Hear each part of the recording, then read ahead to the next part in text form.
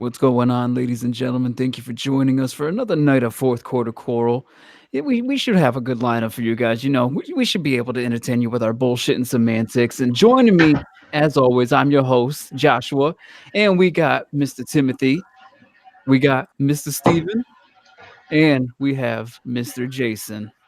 Missing is Brian and Kyle, but that's all right. We still got a full show for you guys tonight. We're going to start off with a little topic before we get into the over-unders tonight. We're going to be covering the AFC West, it looks like, tonight, fellas. So it's the last of the AFC. We're going to be finishing up. Let's see what we got. Let's talk about the Hard Knocks, though, coming up. It should be coming up very soon. Training camp, everything's starting up. HBO is going to be knocking down those teams.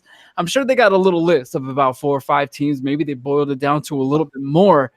But gentlemen, in your opinion, if you had to pick for your own entertainment value, in your opinion, who do you want to see the most when you're sitting on the couch so you can see the in-depth of a team and all the bullshit that goes on in the summer with them? Tim, you want to start us off? Sure. To be honest, I'm a Cowboys fan, so of course I want to, I would like to see the NFC East, the New York Giants or the Washington Redskins. But preferably the Giants, not only because they are division rival, but also the Daniel Jones.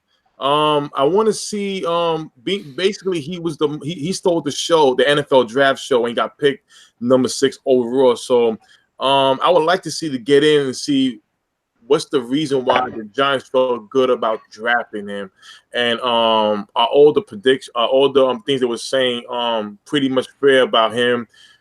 Having some similarities of Peyton Manning's, how he calls the offense, how he commands the huddle and things like that. So I'm gonna stick with the Giants.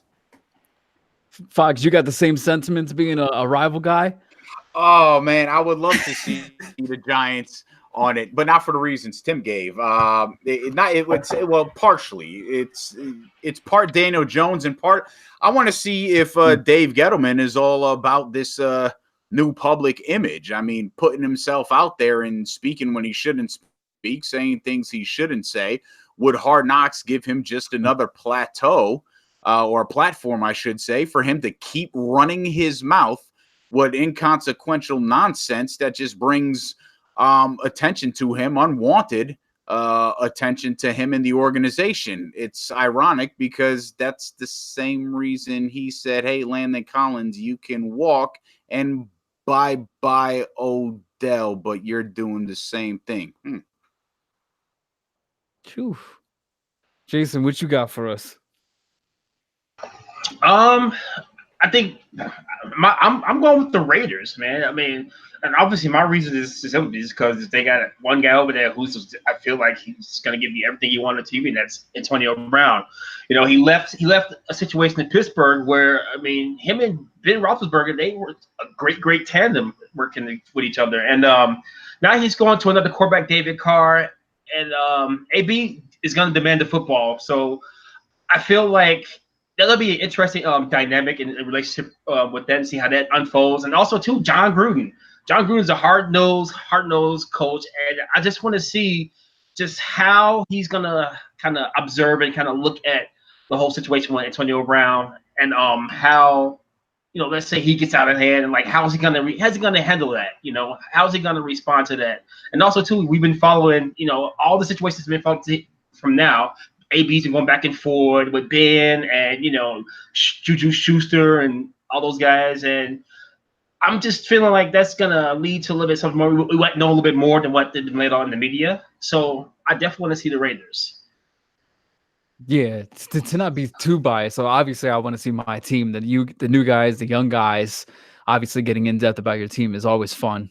Get the behind the, team access kind of shit. But if I hadn't picked the Giants, I would definitely agree with you, Jason. The Raiders, they got to be a barn coming up. Like you said, the Perfect and AB, they've had beef in the past, and how are they gonna, especially from a guy that seems so selfish and seems to want to just market and brand himself more so than worry about the team. He's more worried about his individual stats, and can't imagine this guy not coming in on a chopper or some shit for at least one practice in Oakland. I don't know when they're actually going to officially move to Las Vegas. If it's probably next year, but fucking Antonio Brown. I can't picture this guy not doing something, especially if he's going to be on HBO, to make it a point to somehow brand him, get his businesses booming, hashtag flowing or trending one week, or something is just going to pop up. And you know damn well, and like you said, Gruden and Carr, how deep is that relationship? Are they going to really chalk up, Carr crying on the field again, and somehow is HBO going to fucking poke the embers a little bit with that bullshit? Try to get some more marketing appeal out of the Raiders with that as well. The Burfict thing would be hilarious. Prodding him with the whole AB, how you feel being a teammate with a guy, that, ended up with a concussion after Juju hit you and yada, yada, yada. It's got to see TV. So aside from that, what else would I see with the Giants? I mean, I would get to see a little, the Golden Tate, the new guys like Lawrence and Beal and Love and all them, but I would have to say there's more entertaining appeal in the black and silver right now. But I want to hear from you guys before we get into the over-unders, so because we'll probably be having a bit of a short night without as many mouths to feed here. Do you guys think there's any chance? I don't know if we already talked about this, if it was off scene, if we did it a few weeks ago, but do you guys think there is any chance that Eli doesn't start week 1? Because it's actually a hot topic right now with a lot of the media analysts like Rappaport, Raynon, and all those assholes. They're trying to spruce this up with every little detail about minicamp going on right now, how Eli went for the day, who was the hot quarterback. Oh, Alex Tanny actually looked like he should be the number 2 QB now. Like, it's fun bullshit to listen to in the middle of fucking June here, but opinions are great too to hear about 3 months prior, and happy 3 months before the season actually kicks off, fellas. September 5th. Yes. We're about 3 months officially away. So Spooning, yeah, I want to hear from you since you're a rival. Then Fox is another Eagles fan too. So who the hell is starting for the Giants on week 1? Well, in my opinion, it's got to be Eli Manning. They paid Golden Tate, they paid Sterling Shepard. Eli Manning has a great rapport with their tight end in Evan Ingram. So why would you not start Eli Manning? He's the best guy they have if the Giants want to have a shot to having a winning season. I believe Daniel Jones will get his shot if mathematically the Giants are out of it. Eli will get every opportunity unless an injury happens. Yeah, Fox, I want to hear from you, being another division rival. They just basically reiterating the same thing. I don't see why you wouldn't start Eli Manning. Listen, the one thing that Dave Gettleman has been consistent about, and the Giants have been consistent about, is that Eli Manning has another 2 years left in him. I think their hand was forced to get Daniel Jones for 2 reasons. But I think Daniel Jones was on their mind to begin with. This was a business decision, and they're going to see this thing through, and they're going to try to see it through properly. Contrary to most Giants fans' belief, Gettleman is actually doing a decent job, in my opinion, and I see the direction that he's going with the coaching staff, with the personnel that they're bringing on board. So yeah, I don't see them defaulting from that plan at all. Let Eli play it out, and come week 12 or week 13, when they're, mathematically out of it, like Tim said, hey, let's get Daniel in there and let's see what he could do.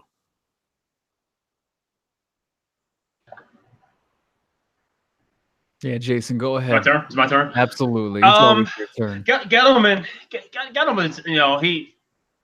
he's doing. I like what he's doing with the Giants so far. I mean, he is trying to establish some type of culture, which is a good thing. I mean, I'm really big on culture, but he has, kind of said one thing and kind of did another thing.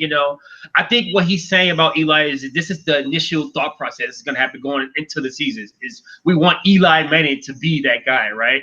Well, let's say if Eli Manning has, let's say, I don't know, 2 or 3 bad games in a row where it's like, I could actually see them kind of bringing Daniel Jones in and say, hey, run with this group into the end of the season so that you get your feet wet and kind of get more familiarity with the offense, some live action, and just kind of go from there.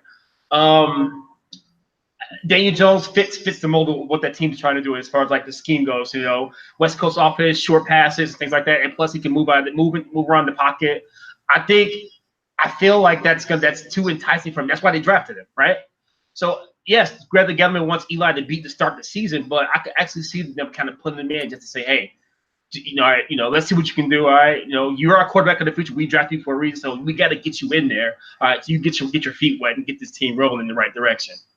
But that's just me. I would say about week 8 probably that Dave Jones probably be into the fold as a starting quarterback. I think I need an energy check here. Unless it's just me, unless I'm going bonkers up in this bitch, I would have. Maybe we're missing the only 2 culprits on this show that say, "How can you trust Gettleman?" I swear, there's more people on this panel that have said, "How can you trust Gettleman?" After he said, "We won't trade Odell. We didn't sign Odell to trade Odell." Fox, I appreciate the props. DG deserves some motherfucking props, but still, I don't feel like we're keeping the same energy right now. Now all of a sudden we're gonna give Gettleman praise about trusting him and shit. Trusting his word. Listen, I think you have no choice but to trust him. But I will say this: my energy was strictly on Gettleman needs to shut up. There's no point in coming out. He doesn't have to tell any. He doesn't owe the fans or anybody the truth to anything. Okay.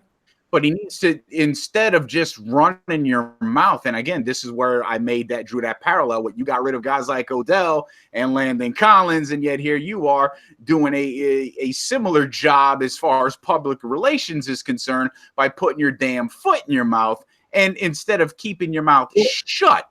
So what's he to do? The Bill Belichick method? I mean, quite honestly, he could have done the Bill Belichick method. He could have also there were so many different ways to answer some of the questions on passing on Dwayne Haskins, on why he traded Odell. He just chose the most, it almost seems like it was intentional. He just chose the most attention-getting shit to say to keep the conversation going. I feel like this is like the New York Jets organization is, hey, look at me. I can be on the back page too, guys. Look at me. And I don't think that's not the Giants' way. This is completely out of character from what this organization has done over the course of the last 40 years. Well, to his defense, Fog, man, you got to understand. I mean, don't get me wrong. Me and you were both the only two that saw the Odell Beckham Jr. getting traded for a lot of reasons. But the minute Gettleman got on, he basically, what a lot of the Giant fans didn't recognize was character. Character. When you have a character like the way Odell is, it spreads to the other team. It's like I call it like if the team is a body and Odell is a germ, don't let the germ turn into a cold in the body. And that's what Gettleman was. Give it that germ right now, because I don't want it to spread on my young players that they could do whatever he gets away with. And that was the key thing. I felt that way when Sterling Shepard got drafted. I think Sterling Shepard is a very good player. I think he'll be even a better player even this season, because now he's going to be that man. Golden Tate is the old timer coming in. This is Sterling Shepard's time to show. Now that he got paid, this is his time to show, this is my offense. Basically, I was in Odell's shadow. I can do the job, and I believe he can do the job. Okay, I just think that because Odell was the best player on that team, these guys just follow him and did everything that he wanted to do. He got away with a lot of things, like bring back the time after the playoffs. Okay, before the playoff, you on that trip on a boat. Then after the Redskins playoff, you travel away from the team, do whatever you want to do. Gettleman came in here and he just nipped that in the butt. He's not gonna say. And listen, New York media is very hard to stay quiet from. You have to answer the hardest questions. So by him saying, "Okay, listen, we didn't sign Odell to trade him," reality, he can say that because it was no sign and trade. Odell did play 8 games, from after being signed for that deal. He got injured. Now after that, Fog, me and you both know something's in the works, because guess what? You sit him out for the 8 games. They say he's injured, but he's not. After that, he gets traded. But reality, he didn't sign to trade him, which is he can back that up. But so I got a question then, and Josh, chime in on this too, because I have my theory on what Gettleman did and why he did it. You say it was culture change. I'm gonna lean on the fact that Gettleman made this move simply because there was no way in hell he was going to be able to sell Daniel Jones to Odell Beckham Jr. Again, they signed. I don't agree with that. Yeah. If they truly believe that they had Why? a Hold on. quality- Why? Why do you say Odell couldn't be sold to Daniel Jones? Here's why. Because He's more mobile and he can throw the deep ball as well. here's why. If Mm. this team would have had success, which I think Gettleman and the Giants truly believe that this team last season was a potential 8-8, 9-7 team and would have had success, it would have been much easier. But now you're going to sell Odell on a quarterback that nobody was looking at except the Giants to begin with. And you're going to he wasn't sold on Eli. Now you're going to sell him on, hey, listen, Daniel Jones will be the guy to take us to the future. Meanwhile, Odell's already going into the year 5 of his career, and and this guy is as passionate as he is. Passionate to the point he became a cancer in the locker room. But passionate as he is about winning, how are you going to sell Daniel Jones to Odell Beckham? You almost had to trade him. And I think that was a plan B that Gettleman had all along, just in case the shit hit the fan. But you know what, Fog? How about this? Listen, how about this there? Odell was the one who said that he needed, basically was on one of the shows with Lil Wayne, ESPN. He basically said that Eli Manning is not the same. They needed somebody in here. So if I'm Odell Beckham Jr., I mean, Eli got to be real crazy to think, well, we can't. Are we going to trade for a veteran quarterback, a star quarterback to bring him in? No, you can't. That's not going to happen. Well, what are the choices in the NFL draft? And the thing is, Odell is not a scout where he knows which quarterback fits that mold. If anything, Daniel Jones, if anything. Thank you, Spoonie. You just answered the question, and you answered you gave the reason why. But see, but here's the thing. If you wanted Dwayne Haskins, who's Dwayne Haskins? According to, again, what do these guys watch? These guys watch Twitter. These guys watch Instagram, Snapchat. They're on. They watch the sports media, despite what they say. They're on the ESPNs, Fox Sports, right? So the NFL Network. They see all this stuff. They saw all the Dwayne Haskins conversation. So you're 100% right. They're not scouts, but they're looking at this and feeding into this in the same fashion that fans are. So when Daniel Jones gets drafted, your team went 5-11 or 4-12, whatever the Giants went last year, and Odell's going, who the fuck is Daniel Jones? Which brings me to this, Fog, man.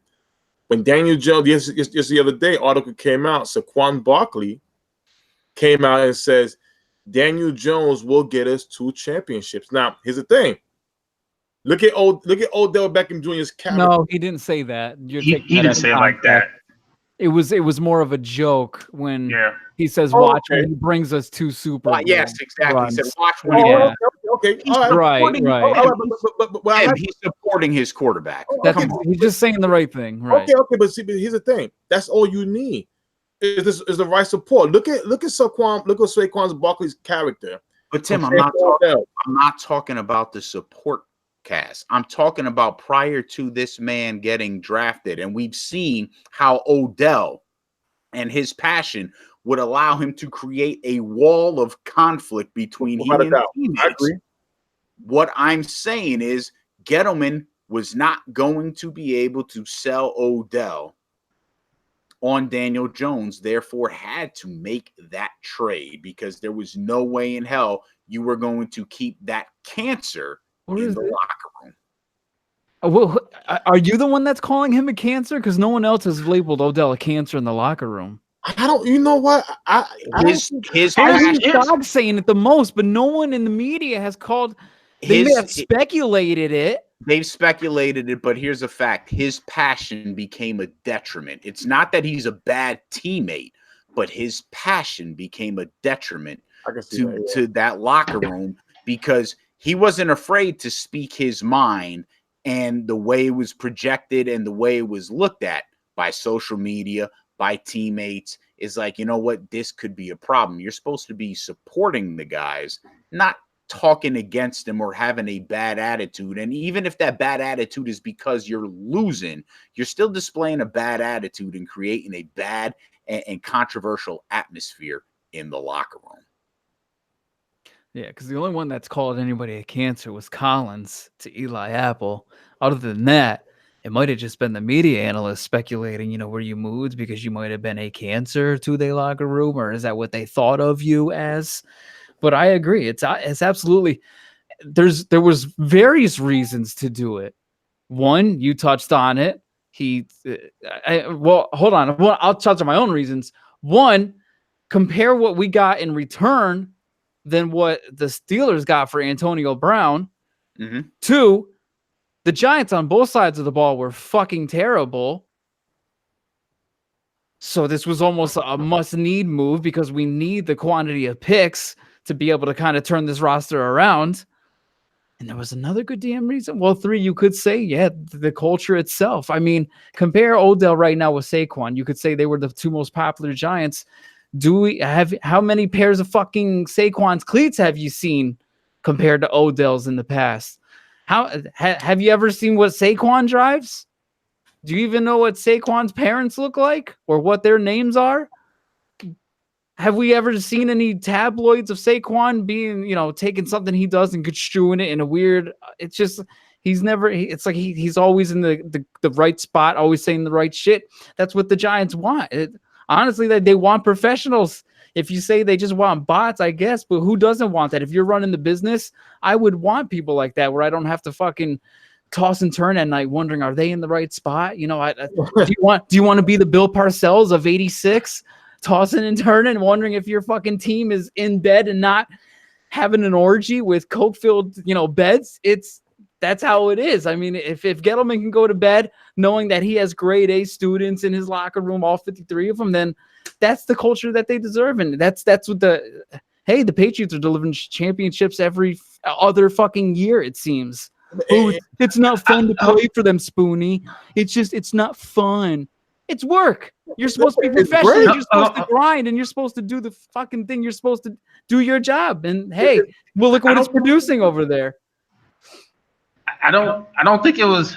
And honestly, I don't think it was a net matter of selling Odell Beckham Jr. on Daniel Jones. Honestly, the Giants, the roster, it needed an overhaul basically because they weren't going anywhere. Remember, they almost traded. How many them wins to the did they Patriots. have with Odell and Landon Collins in 4 years? How many wins? You got to think too. 25, also, 60 year. You got to think too. They were shopping Odell. I mean, the Patriots were aggressively trying to go after Odell before they trade. And for the Giants realized, we don't want to trade him to the Patriots. We want to keep him. And somehow they got Kofi, whatever. But they were shopping Odell before they even gave him. I think it was before or after they gave him that contract. I think it was before they gave him a contract. But they were shopping Odell way before they even drafted Daniel Jones. I think it was mainly because the roster needed the overhaul. They had some contracts on that team. Can I touch on that, Jason? Huh?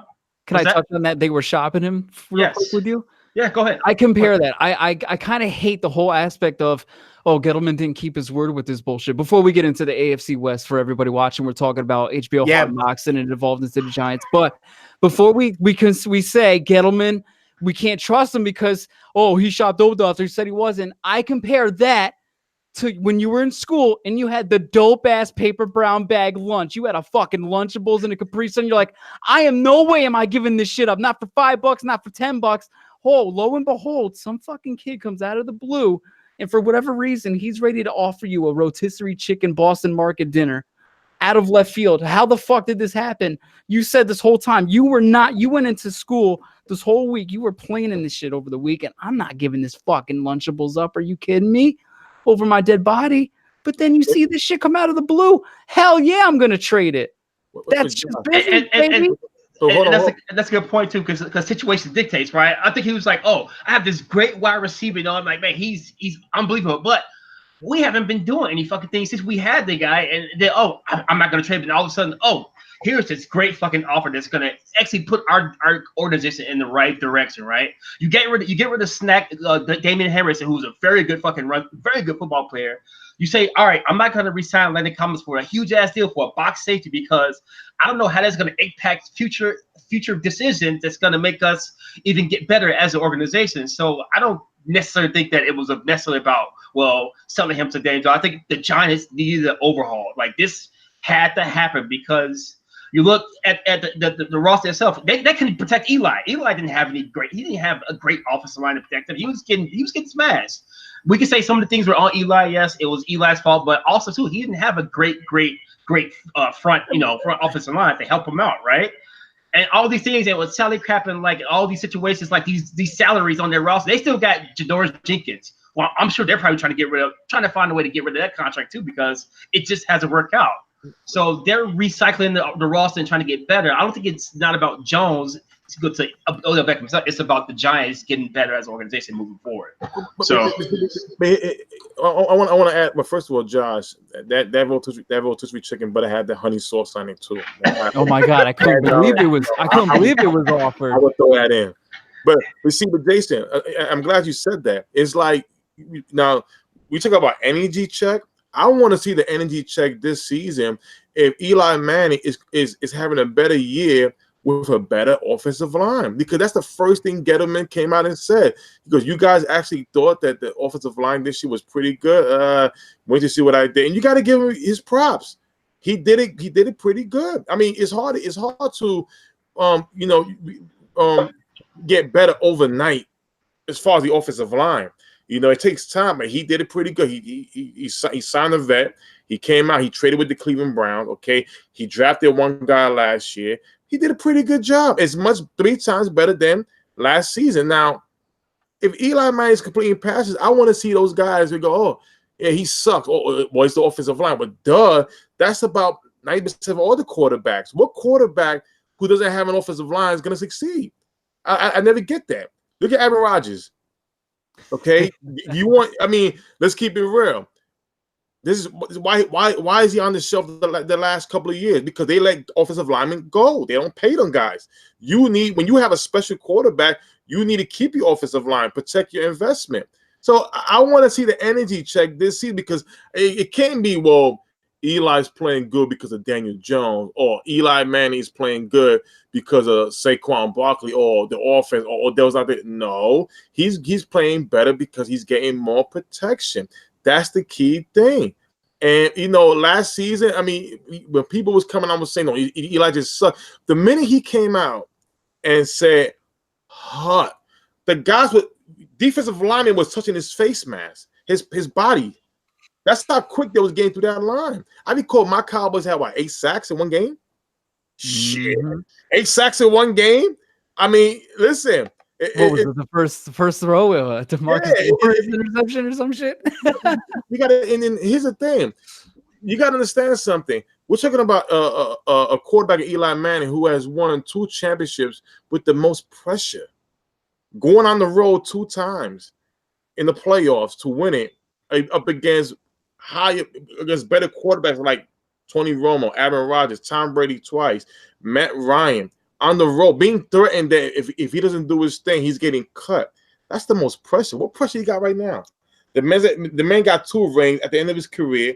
What pressure does he really have? None at all. He's accomplished everything. He just want to finish.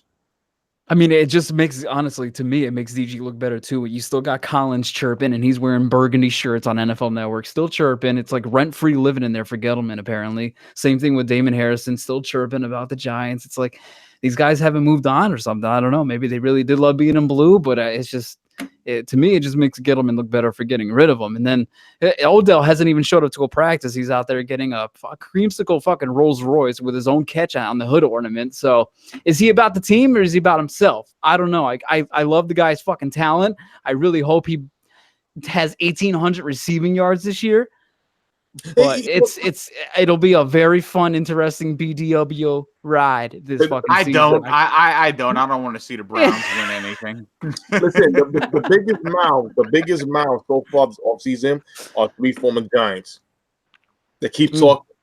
Why? Another thing, you got to pay all this money. You accomplish your goals since the day you put on football cleats and a jersey. You want to be a millionaire. You are a millionaire. Why are you worrying about your ex-team?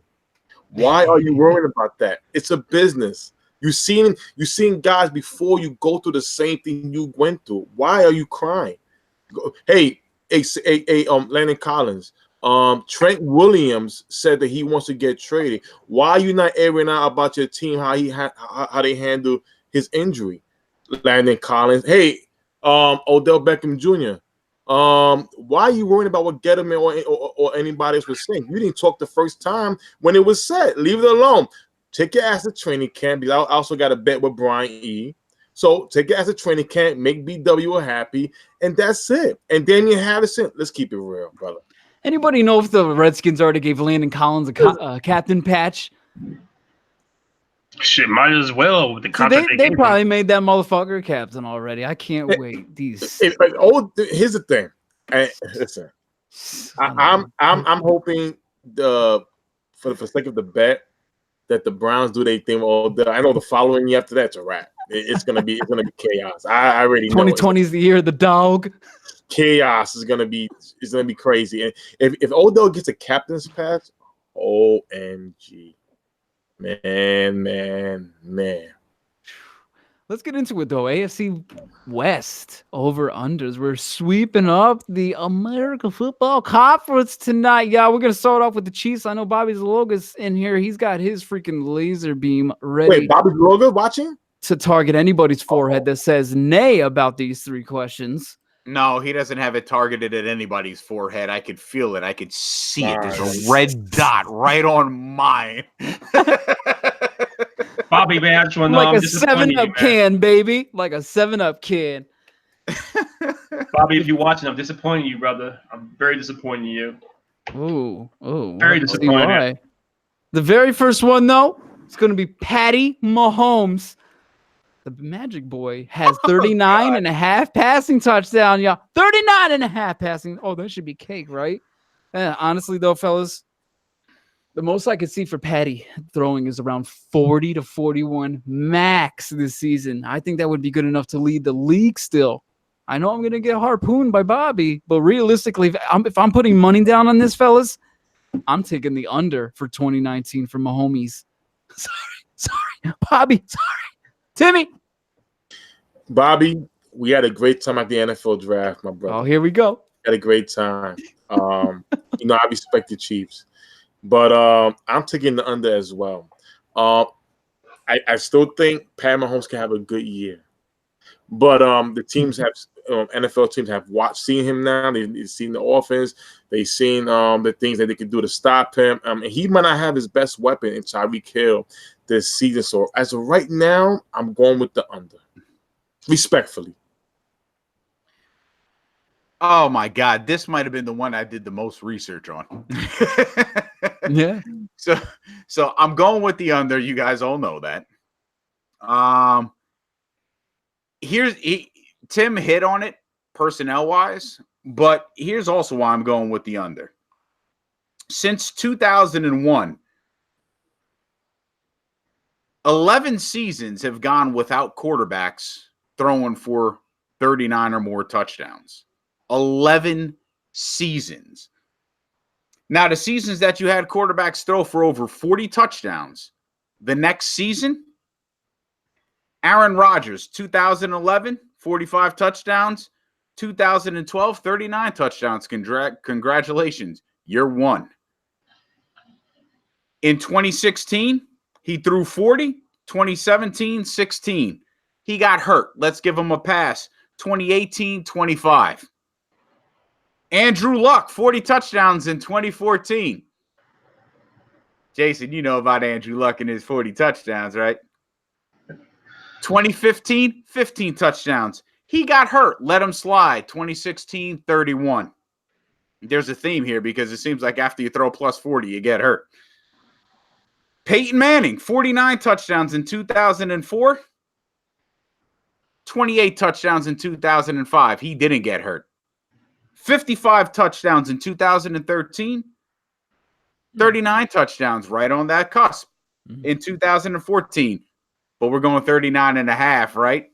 So none of them actually got past that half yet. Nope. Matthew Stafford, 41 touchdowns in 2011. 2012, 20. Half that. And he played all 16 games. Wow. The only outlier in this is Drew Brees. 2011, 12, and 13. 46, 43, and 39. Drew Brees is the only outlier in the last 18 years. Wow. Do we believe Patrick Mahomes is Peyton Manning, Drew Brees, Aaron Rodgers? I believe he's going to be. But here, let's add another aspect to that. When Aaron Rodgers, Andrew Luck, Peyton Manning, Drew Brees performed these miracles, right? They were all already well into their prime. With the exception of Luck. Luck was just entering his prime. Do we truly believe that Patrick Mahomes is this guy? I think he has the potential to be those guys and mentioned among those elites. But as of right now, there's a reason I'm going to take the under on this one because the odds say so. Pretty good damn research, Fox. Appreciate all the numbers and shit you just threw at us. That's awesome. I just threw Jason completely off now. He's over. Yeah. It's done. Yeah, for real. You know what? That was a fuck bag. I'll give it to you, man.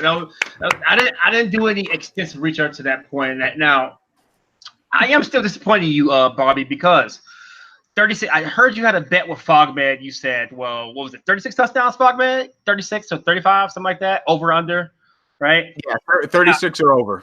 Now I'm gonna say 35, 39.5. I actually see him getting somewhere around like 39, 40. And it's the only reason I said it because of Tyreek Hill.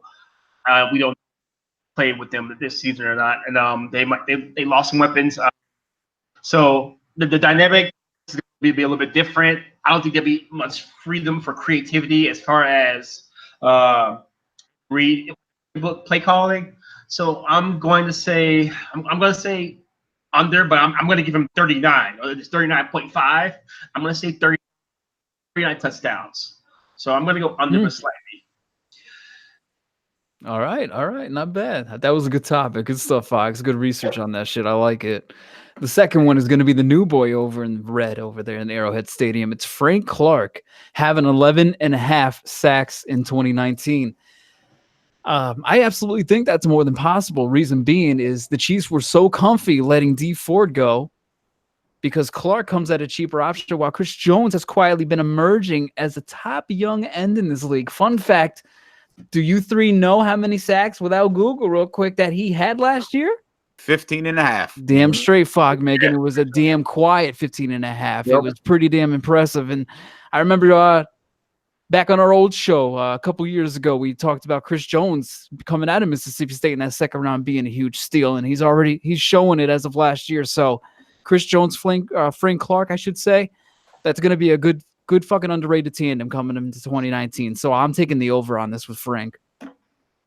I'm taking the over, not only because of that, Josh, for what you just said, only because another reason is because also in the AFC West, the Chargers and the Denver Broncos were in the top 10 for the most teams being sacked.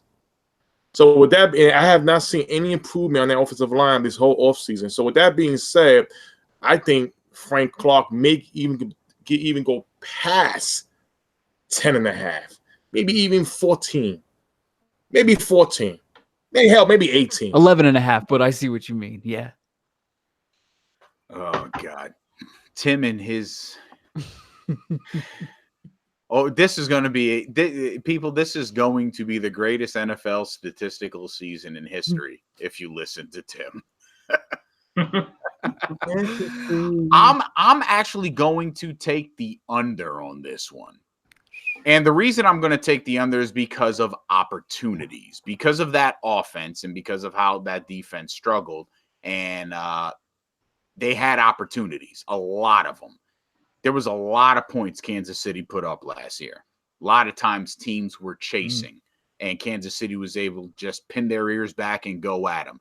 D Ford had 13 sacks last year. And like we had just said, Chris Jones had 15.5. You're not going to be able to do that same thing this year. Tim, you said it yourself. The tape is out on Patrick Mahomes, the game plans. There's going to be a better game plan. The NFL is always a year behind. They got to get a year of film. And that offense is not going to – it's going to be potent. Make no mistakes about it. It's still going to be a top 10 offense. but it's not going to be anywhere near as potent as it was last year. Therefore, the opportunities aren't going to be there. Do you know that D Ford and Chris Jones were the only two guys that eclipsed double-digit sacks last season? Mm-hmm. So it is going to be a tough road for even Chris Jones to get to 15.5. So I'm going to take the under on Clark's 4-3 defense though now. 4-3 defense. No more double team. Hardly get double team. It will be single. Thank you, Timothy. You just stole my answer, and I will also, on top of that, the other reason I say he's going to eclipse, going to go over is because of the coach he has over the defensive coordinator, Steve Spagnuolo. I'm a big fan of his. I think wasn't he part of that defense Giants 2000? Yeah, 2007 and 2011. Yeah, he was there for both runs. Yeah, I got that won that Super Bowl. So I mean, I think he's gonna see what he has with Chris Jones and Frank Clark. Frank Clark's he's a better pass rusher than D Ford in my opinion. I think. And that's why the Chiefs got rid of D Ford and brought in Frank Clark because he fits more of that 4-3 scheme. Mm-hmm. I am gonna go with and +2. You got Chris Jones on the inside, so I think we're trying to double team. We're gonna double team on the opposite side. I know. So I'm gonna say about 13.5 sacks. All right. Yeah, it'll be interesting to see those two go to work. Last one for the Chiefs, fellas, is going to be Travis Kelce having 92.5 receptions. I think he's going to have a similar 2019 campaign than what he flashed last season when he was targeted 150 times for those 103 wrecks. With the possibility of no Tyreek and even losing Hunt to the violation issues, I'm not confident in the Chiefs' young receiving corps outside of Watkins. I really think Kelsey's going to be targeted heavily again if Andy Reid wants to go happy Mahomes again. So I'm going to take the over with Kelce. Should be a big fantasy prospect. Of course, the fantasy wise, you will want to take Kelce because of the targets, but I'm still gonna go with the under. I think with Tyreek Hill being out, Kelce will have a hard time, especially with defensive like the Chargers, Derwin James, safeties like that. They will really cover him up, and that's gonna force Pat Mahomes to go elsewhere. And the thing is, who's basically the guy that can help Kelce out now if Tyreek Hill's not there? You can't have faith in Sammy Watkins either. So it's gonna be hard for Kelce this year, in my opinion. So I'm going under. Jesus, Tim, you gave all the reasons why you take the over with Travis Kelce. So you're relying on Sammy Watkins. You're relying on the human joystick 2.0 in Marcole Hardman. The running back situation. Look, they drafted 2 running backs, Darwin Thompson and James Williams out of Utah State and Washington State. So I trust Andy Reid when it comes to running backs. He made good with guys like Correll Buckhalter, Brian Westbrook, Deuce Staley. So I'm not going to knock him with the way he makes decisions on the offensive side of the ball from a running back aspect. These guys could potentially slide right in and do well. But the reality is Kelce is the main offensive weapon there. And one thing we've noticed in this passing NFL is that when you are the main target, you're going to eat, as Tim would say. And, well, Travis Kelce is going to eat. So I'm taking the over on 92.5. Yeah, I agree with Fogman. He just pretty much said everything I was gonna say. I mean, listen, he's your top weapon. They're gonna force feed him targets. Like he's your security blanket, basically. So easily over. May even have a career year. To be honest with you. Does anybody here want to bet? We could talk about that after the show. Absolutely, we could talk about some bets. Okay. You want to sing a song in the crop top, Tim? Ooh, yeah, you just posted that link earlier, Tim. The men's crop tops are going to be a hot thing this summer, right? Well, you see, I know y'all want to see my new abs. I think you want a reason to wear it, Tim. You want a reason to wear one. Come on, man. Come on. Listen, I know you want to see my abs. All right, let's get into the Chargers here, fellas. We got the first one, our first victim for that 4,300 passing yard mark, Mr. Philip Rivers. Now, I might surprise you guys with this one. I looked for every variable to excuse why he wouldn't, even trying to chalk up a general decline in his pass attempts over the past 4 seasons for Philip. But he hasn't dipped below the 500 attempts since 2009. He hasn't gone below that mark in over 10 years. There's no reason for me to believe that Anthony Lynn's going to put this guy on a leash or put him on a count, especially when he has Melvin Gordon potentially for a full season this year. I would think that just opens up his passing game even more. Philip, for another goddamn 4,300 plus yard season, I'm taking the over, fellas.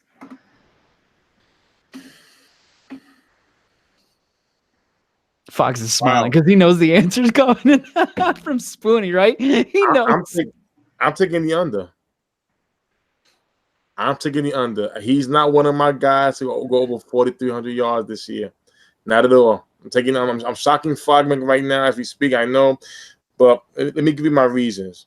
Don't get me wrong. He has a great receiving corps in Kenny Allen, Travis Benjamin, also Mike Williams, who came on hard on the scene. But I think this is going to be the Melvin Gordon show. I think Philip Rivers' age will show this season.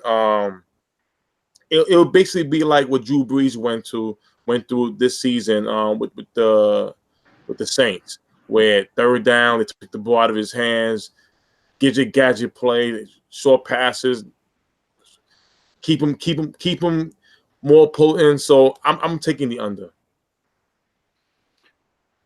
Actually, Tim, you didn't surprise me with this one. I expected you to take the under. Why?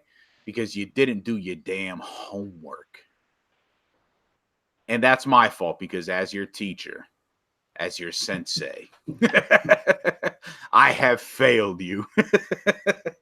Look, Rivers, just elaborating on what Josh talked about, Rivers also has since 2010 has gone over 4,300 yards 7 times. You get Hunter Henry back. You saw the way they use Austin Eckler.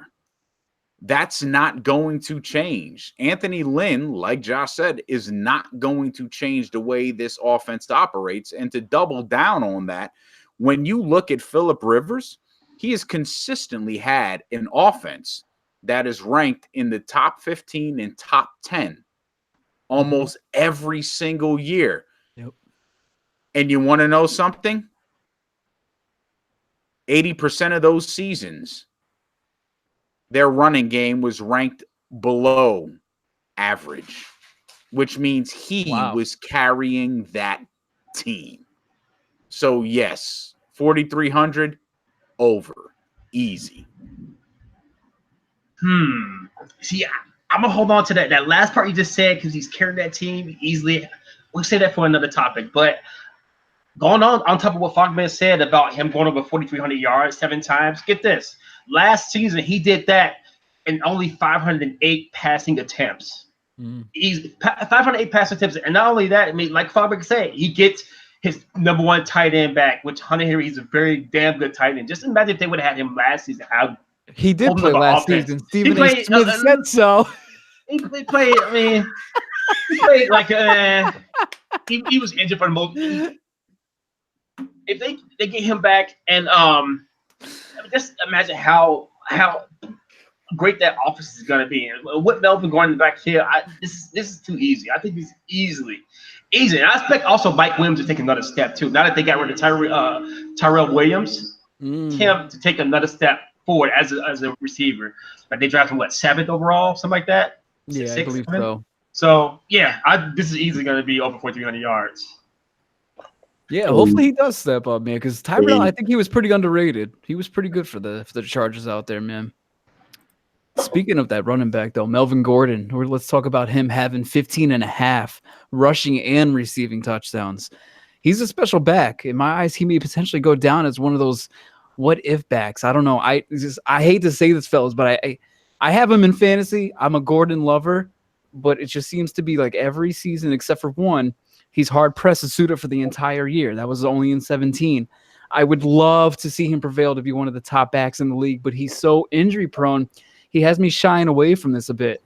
I'm taking the under on this, and he's going to go down as one of those backs of like Fox. You talked about the Fred Taylor or even the Corey Dillons. The injuries are going to, I think, potentially just hurt this kid's career in the long run. Well, listen, I got to support my answer from what I get about Phillip Rivers. I'm going with the over. I think Melvin Gordon's going to have a great year. I think he's going to be the one to carry this offense on his back because of the age will show on Phillip Rivers. So I'm just going over. I don't even have to dive into the numbers. Melvin Gordon is a fantastic running back, and it's good that you got him on fantasy because he's going to produce. But like you said, is he going to be available? There are three things that are going to prevent Melvin Gordon from getting over that 15.5 total touchdown mark. They are Austin Eckler, they are Hunter Henry, and they are injury. Those three things will prevent that from happening. So Eckler's a good point. Under. Yeah, I had Melvin Gordon. I think I had Melvin Gordon in our fantasy league last year. He was tearing it up until he got injured, like you guys said. I'm gonna say under as well. The injury thing it just kills me. But he's averaged 5.1 yards last year per carry. With that, I'm kind of want to say over, but that injury thing is just killing me. He can't stay healthy for some reason. So I'm gonna take under. Agreed. I can't. Yeah, I hope to see him. If he gets a 16 this year, I think it'll be a miraculous, and hopefully he can prevail on that. But the gut does not tell me otherwise. Joey Bosa, 9.5 sacks this year, fellas. Absolutely book it. I'm putting it right in. There's no reason to believe that with his health under him, control full off season to prep for, he'll be back in the Pro Bowl form this year. He'll get to his 12 to 13 mark. Even more ambition to play too, especially when now you got your brother competing in the opposite conference. That's going to be a little bit more competition for him to fuel him. So 12-13, I'll give him. I'm going to get the over on this one. I'm going over. It's Joey Bosa. He didn't even need practice the first time he went over. No need to explain. Nope. I think this is going to be consensus over. I mean, his first two seasons, 10.5 and 12.5 sacks. Last year, he played 6 games or 5 games and had 5.5 sacks already going into it. You add Tillery at the defensive tackle position. You still got Melvin Ingram. Yeah, Bosa's easily getting over 9.5. Yep, basically, it's a consensus over. I definitely agree. In fact, I'm going to go a little farther. I'm going to say he's going to be my runner-up to the defensive player of the year behind Myles Garrett. Joey Bosa. I'm booking it. Interesting. I like that hot take right there. Let's get into what do we got? We got the Ravens coming up next, and then after that, it looks like we're going to close out with the Raiders. Very first one for the Ravens is Joe Flacco. Ravens? You mean the Broncos? See, Flacco's name screwed everything up for you. It did instantly. Thank you for correcting me. That was a major flop. Yes. Oh, wow, how that is ingrained, and I'm still thinking he's suiting up in purple and black right now. Holy shit. Does he start 8.5 games, fellas? Not for the Ravens, but for the goddamn Broncos. And despite Flacco being a cocky, arrogant fucktwat and a terrible egotistical teammate that spews acrid energy, Fogs, I'm still going to start. I think he still starts all 16 games for the Broncos, and I think this is going to be one of those, we'll call it Kansas City Chief models for Drew Lock for this year, right? As Gettleman would like to put it. But I think this Broncos team will be competing in a heavy West division. The only way he doesn't meet this mark is going to be due to injury. So I'm actually going to take the over on this. Fucking Flacco and the Ravens. It's ingrained, man. Yeah, I'm going over. As long as Emmanuel Sanders, who is the veteran receiver there, he's gonna he needs the best quarterback on that roster. Let's keep it real. Drew Lock is not ready yet. Kevin Hogan from the Browns, he's a career backup. Brett Ripien, I heard Fox may speak about him. That's somebody to keep an eye on during training camp. So I'm going to stick with the over unless it's an injury. Yeah, it's got to be the over. He's got better offensive personnel as on this team than he did with Baltimore. So having Sanders there, having Sutton there, Those are huge. They got, if I'm not mistaken, Noah Fant is the tight end. That was the guy that they drafted as well. Yes, I sir. think So so. Yeah. you've got some weapons there on top of Royce Freeman and Philip Lindsay. Mhm. I wouldn't be shocked to see him throw for over 3,800 yards and have about 20 or 21 touchdowns this season. I'm taking the over. Nice. Yeah, I'm taking over too. He's got more weapons. He loves to throw to the tight ends, big tight ends. He had big tight ends in Baltimore too, and he loves to use those guys as weapons. Cortland Sutton, the two running backs in the backfield. I'm definitely taking over easily. The running back, Philip Lindsay, fellas, he's going to have 1,050 rushing yards this year. Something about Lindsay gives me a bad vibe, fellas. He had a special year looking at his yardage, that 5.4 yards per attempt. Beautiful, but it's hard to imagine he'll be a lead back for Denver, being a 5'8 scat back, in my opinion. They still have Freeman and Booker to toss around in the tandem if need be. I think they use more of like a three-headed monster approach. I really don't see them having 1,000-yard rusher, 800, 700. I think it's more spread out. So I'm going to take the under on this one, honestly. Well, I'm going with the over. He basically had 1,000 yards in 7 games last season. Am I correct? Somewhere around there. He was ready on pace to go hard, and he was wasn't even the clear starter. He was sharing the carries. So, in my opinion, if he's back healthy from that injury, I see why not. I can see him go for maybe 1,800 yards, rushing.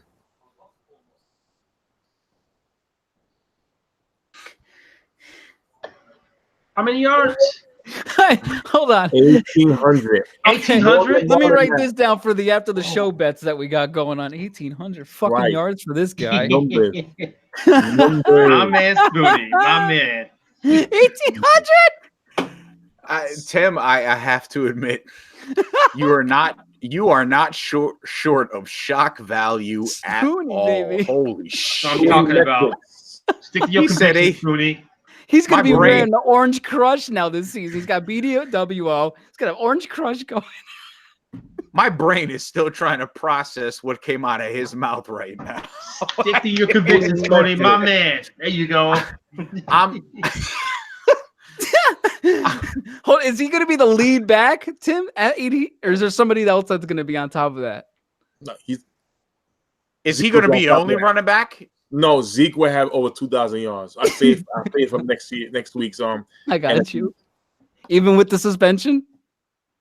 He won't get suspended. It's okay. Got He won't you. get suspended. We're taking care of that right now. I'm My looking. man Spoonie. I'm looking for what possessed you to say that. Look, I'm with Josh on this one.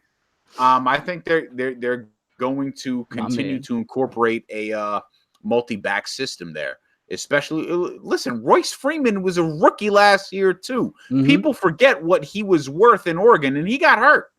Thank you. He was drafted. Lindsay was undrafted. Remember that. So yeah, they're going to split time there, and he is not. I don't even think he rushes for over 1,000 yards. I do believe with the way this offense is set up and the way they're going to use it, he could get over 1,200 yards all purpose. But Jesus Christ, he's not. Tim, I'll make a bet he doesn't even hit 1,800 all purpose yards. How about that one? I'm not betting anything. I'm not betting anything like that with you. That with Denver, I still got my bet going on with the Chargers with you. That's what I want. Yeah. Oh man, this is easily under. I'm going under. Like you guys said, Royce Freeman is the workhorse back, right? And if he stays healthy, I mean, they're gonna use him more than they use Philip Lindsay. Like Josh said and Fogman said, Lindsay is more of a weapon, more of a scat back kind of guy. He's not. I don't think he's built to be the workhorse back. You have to give him, if he's going to eclipse that, he's gonna need a lot more touches. And I think it's gonna be more of a running back by committee system. So easily under. I'll say 750 yards rushing. I think that's fair. I would say probably like 800 from me. Yeah, about that though, a little over, but I agree. Fellas, let's get into it. We got the We got Mr. Bradley Chubb. Interesting. At 13.5 sacks. Okay. If I'm not mistaken, early in the 18 season, they were dropping Bradley a bit back in coverage rather than letting him be the natural pass rusher that he is. And he started to flash finally by game 6. Let's let Bradley Chubb do what he's naturally good at. Against the Rams, 3 sacks. Next week, boom, 2 more against Arizona. Now that he's got a full year under this kid's belt, it should be fun watching this guy go to work. I really think he's going to get 14. Let's go. Getting the over. I'm like Tim right now with the sacks. Everyone's getting their fucking sacks this year. Yeah, I'm with the over too. I see about 14 and 15. He got Von Miller. Von Miller's still a dangerous player that you have to keep your eye on the offensive side of the ball. So, now you got 2 threats. So, Von Miller will be the number 1 guy to watch. Bradley Chubb will clean up. So, I'm going with over 14-15. You guys know how high I was on Bradley Chubb. Absolutely know how high I was on him, and I wanted to take the over so goddamn bad. And then they drafted Draymond Jones from Ohio State. Bradley Chubb is going to get really close to 14. I believe he'll duplicate next season, but add in Draymond Jones to that defense, and the fact that I believe that their offense is still going to be meh, and this is going to be a 6-10 team that is going to be playing from behind the majority of the games that they play in, I'm going to take the under on this one on sheer volume and the addition of Draymond Jones.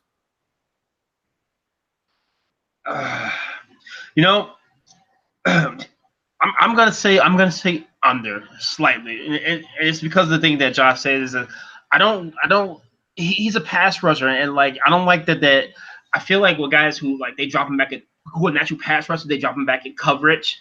I feel that can kind of take have an effect on his pass rushing. I mean, some reps he might get dropping back in coverage. He had a great year last year, and they had Von Miller. I just feel like I think it's one of those things where it's like, fool me once, shame on you, fool me twice. So, did I say that right? Fool me once, shame on you, fool me twice, shame on me. Something like that. I just feel like it's not going to be the same as last year. Did I say that right? You did. Okay, all right, okay. Yes. Yeah, so I'm going to say slightly under. I think he'll have a great year, but I'm going to say like 12 and a half sacks. All right. Going to get into the Raiders here. First one is Antonio Brown. Business is booming. Is business booming to have 105 receptions this year? Well, I'll keep this simple. Oakland hasn't had a receiver with over 89 receptions in the past 5 years. Under, and Antonio's not going to be happy. Listen, I'm going to say under. Because I think what's going to happen is that Antonio will be looking at what Juju does with Big Ben, and it's going to cause a lot of issues between him and Carr, which will cause maybe issues with Carr not being the quarterback. And what's more important, stats or W's with Gruden? So I'm going to go under. Tim, we're just going to call you the football psychologist from now on. I should be. You should be, because there is absolutely nothing statistical or factual that comes out of your mouth when it comes to football.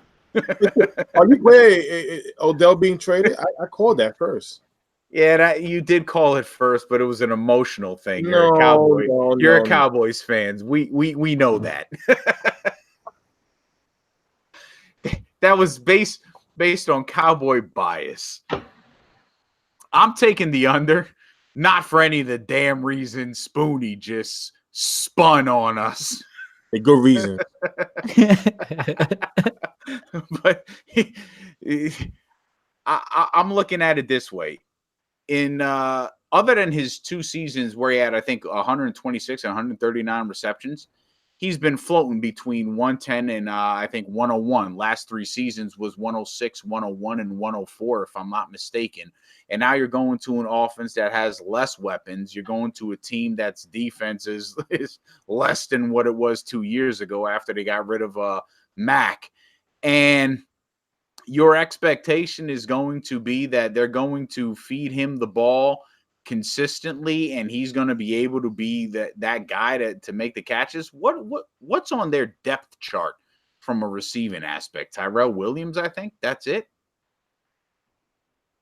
Shit, if they even got that, probably. Yeah, the Raiders did get Tyrell, I believe too. So they got Tyrell Williams. They lost Jared Cook. I don't even know who the freak their tight end is now.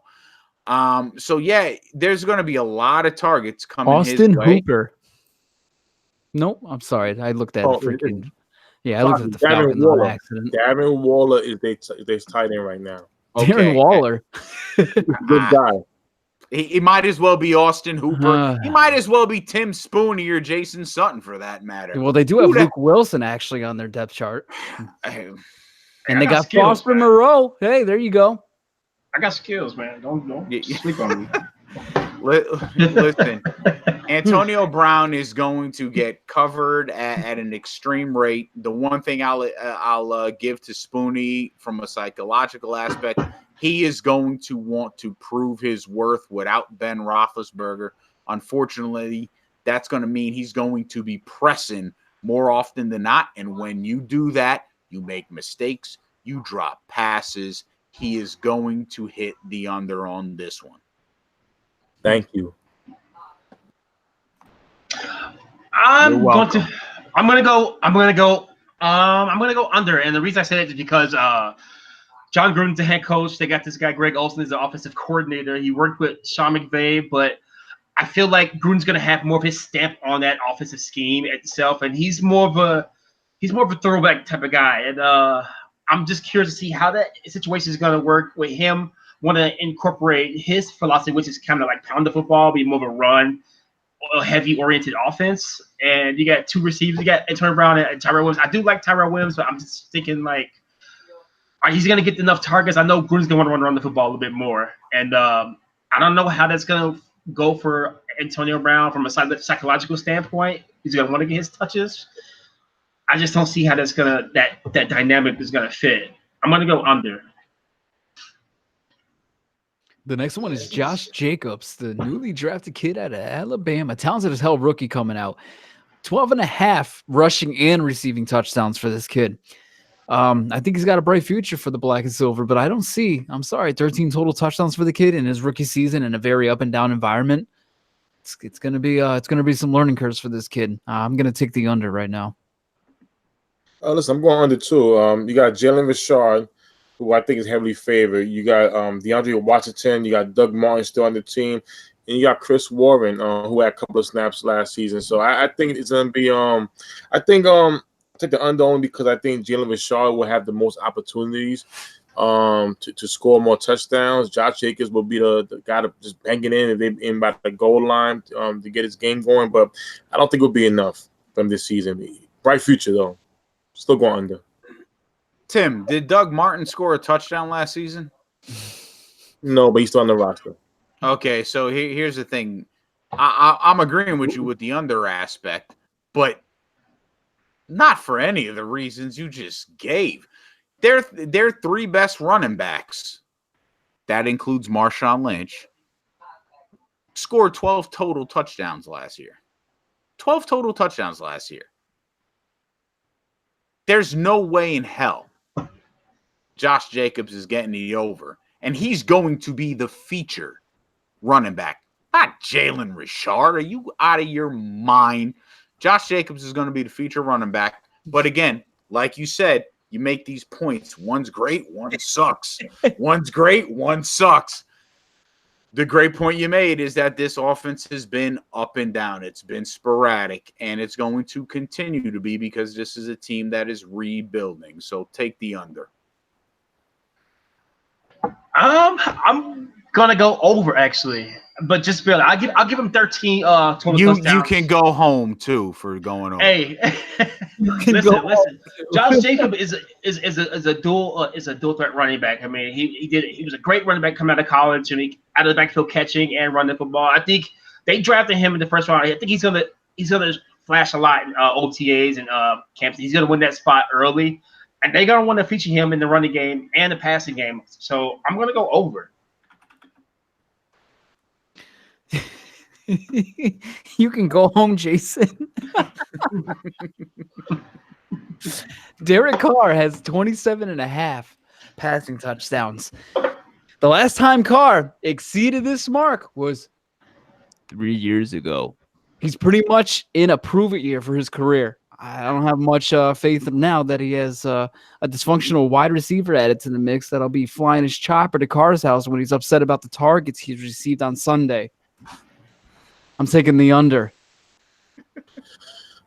I'm taking the under. Derek Carr will be preparing this season for his new NFL team next season. I think there's gonna be a lot of issues going the first couple of games with him and Gruden all over again. And not for nothing though, I don't be surprised if we see any quarterback change. Because remember, Mike Glennon is the backup, and everybody's favorite quarterback, Nathan Peterman, is the third stringer right there. So, like Fogman said earlier, this is a rebuilding team, and with a rebuilding team, they don't care who will play quarterback. So under.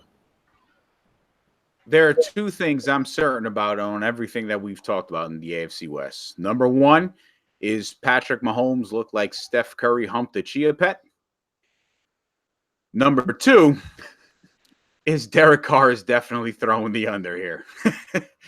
and the reason being, like Josh said, he only broke it over 27 touchdowns twice in his career. So Right. It's his second year and third year. Here's another ugly fact.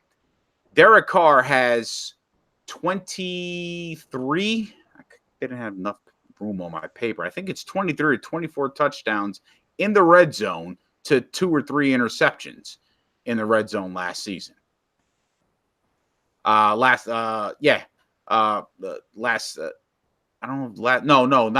season for his career.